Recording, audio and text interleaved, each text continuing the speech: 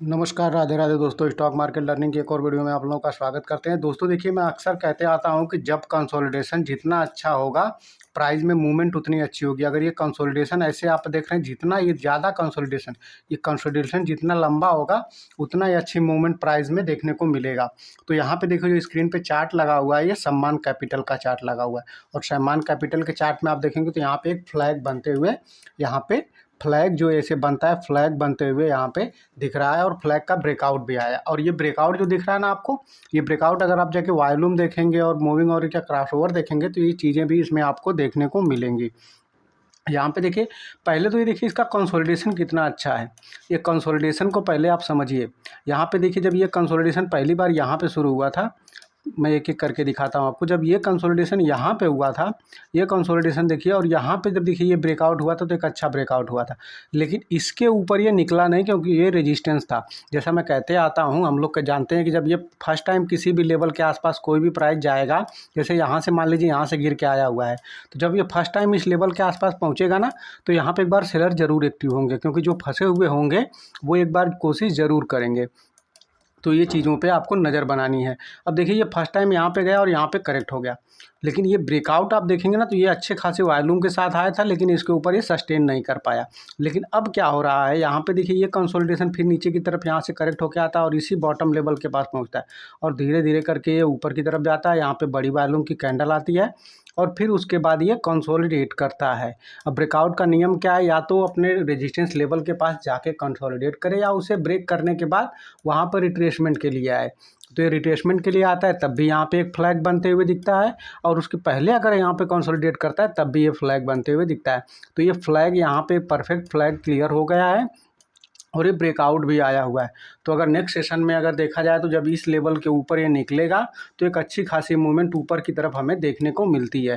तो ये फ्लैग हो या चीज़ें हो, सब में एक कंसोलिडेशन का फेज़ आता है, और उन्हीं कंसोलिडेशन के साथ ये चीज़ें ऊपर की तरफ जाती हुई दिखती हैं। दोस्तों, यहाँ पे दिखाया गया किसी भी चार्ट में कोई बाइंग सेलिंग की रिकमेंडेशन नहीं है। वीडियो खाली एजुकेशनल पर्पज़ के लिए है। तो वीडियो को देखते रहिए और सीखते रहिए। अगर आपने चैनल को सब्सक्राइब नहीं किया है, तो चैनल को सब्सक्राइब कर लीजिए ऐसी और एनालिसिस वीडियो के लिए। अब यहाँ पे देखिए दोस्तों, स्क्रीन पे दूसरा एक चार्ट लगा हुआ है मैनकाइंड फार्मा का। मैनकाइंड फार्मा के चार्ट में आप देखेंगे तो इसमें भी एक अच्छा खासा कंसोलिडेशन देखने को मिला है। अब ये कंसोलिडेशन आप देख रहे हैं, और यहाँ पे देखिए ये ब्रेकआउट के सेशन में आया हुआ है।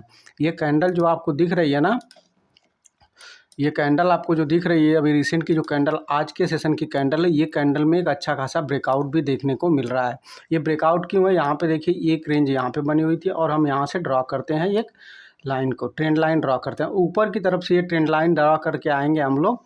तो यहाँ पे देखिए, यहाँ पे ये जो ब्रेकआउट देखने को मिल रहा है आपको, इसको ट्रायंगल पैटर्न का ब्रेकआउट देखने को मिल रहा है। और ऊपर वाले रेजिस्टेंस जोन को ये देखेंगे तो मल्टीपल टाइम ये टच किया हुआ है। ये चीज़ें आपको समझनी पड़ेंगी। ये चीज़ें मैं बताते आ रहा हूँ आपको, हर वीडियो में बताते आता हूँ कि ब्रेकआउट का प्राइस जो भी है ना, जैसे मान लीजिए प्राइस जाता है, ये प्राइस बना हुआ है। अब देखिए, चार्ट यहाँ से चल के ऊपर की तरफ गया, फिर नीचे आया, फिर ऊपर गया, फिर नीचे आया, फिर ऊपर गया। जब ये मल्टीपल टाइम टच कर लेता है ना, ऊपर साइड या नीचे साइड, जिस भी साइड ही जब ब्रेकआउट करेगा, जब मल्टीपल टाइम टच करने के बाद जब ये ब्रेकआउट करेगा, तो यहाँ पे मूवमेंट अच्छी होगी।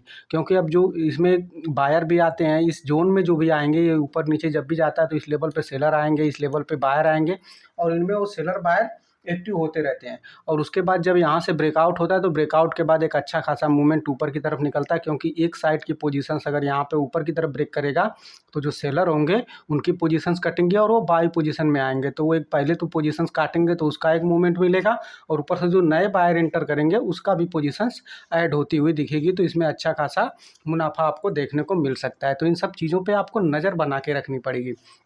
अब देखिए, ये ऊपर की तरफ मनकाइंड फार्मा का चार्ट ये मल्टीपल टाइम टच किया है, नीचे की तरफ भी मल्टीपल टाइम ये टच कर चुका है, और यहाँ पे देखिए बिग वॉल्यूम के साथ एक कैंडल आती हुई दिख रही है।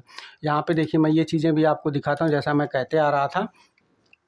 अब आप देखिए, यहाँ पे आप देखेंगे तो ये देखिए, ये मूविंग एवरेज भी स्क्वीज हो गया है, क्योंकि अब ये करीब करीब आ गया है। अब यहाँ से देखिए जब ये मूविंग एवरेज के ऊपर ट्रेड कर रहा है, पहले तो ये नीचे की तरफ आया, मूविंग एवरेज को क्रॉस किया और यहाँ पे देखिए मूविंग एवरेज के ऊपर ये सस्टेन कर रहा था और ये कंसोलिडेशन के बाद अब इस लेवल को ये ब्रेक कर रहा है।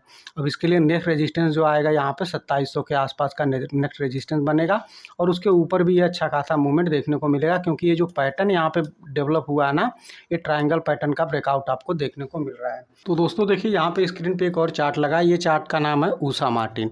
और ऊषा मार्टिन के इस चार्ट में आप देखेंगे तो यहाँ पे भी कंसोलिडेशन की सेम जर्नी आपको देखने को मिलेगी। ये चीज़ें आपको दिख रही है, यहाँ पे देखिए राउंडिंग बॉटम पैटर्न बना, ये राउंडिंग बॉटम पैटर्न बना और यहाँ पे कंसोलिडेट है और इस पैटर्न का ब्रेकआउट के बाद ये ऊपर की तरफ निकला और ये बड़ी कैंडल के ब्रेकआउट के बाद यहाँ पे देखिए वॉल्यूम भी आता है। यहाँ पे देखिए मूविंग एवरेज के ऊपर स्क्वीज के बाद ये मूविंग एवरेज पास आने के बाद यहाँ पे देखिए अब यहाँ पे मूविंग एवरेज का फ्रैक्शन देखने को मिल रहा है। अब ये ऊपर की तरफ ये खुल रहे हैं, अब जैसे आपको यहाँ पे देखने को मिलेगा। यहाँ पे देखिए जब मूविंग एवरेज स्क्वीज हुआ है उसके बाद जब ये प्राइस मूव करता है धीरे धीरे देखिए ये मूविंग एवरेज एक दूसरे के विपरीत चलने लगते हैं।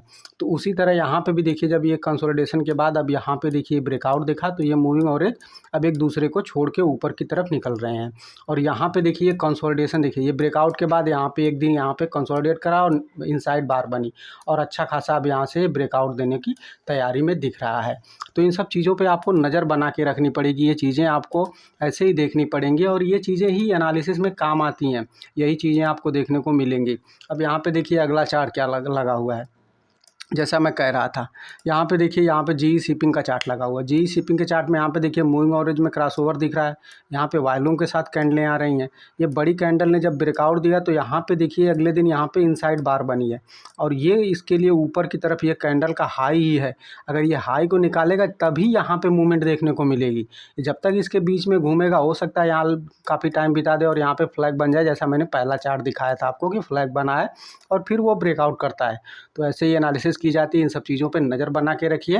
वीडियो पसंद आई हो तो वीडियो को लाइक करिए, अपने दोस्तों के साथ शेयर करिए। अगर आपने चैनल को सब्सक्राइब नहीं किया तो चैनल को सब्सक्राइब कर लीजिए। मिलते हैं नेक्स्ट वीडियो में, अभी के लिए इतना ही दोस्तों, जय हिंद।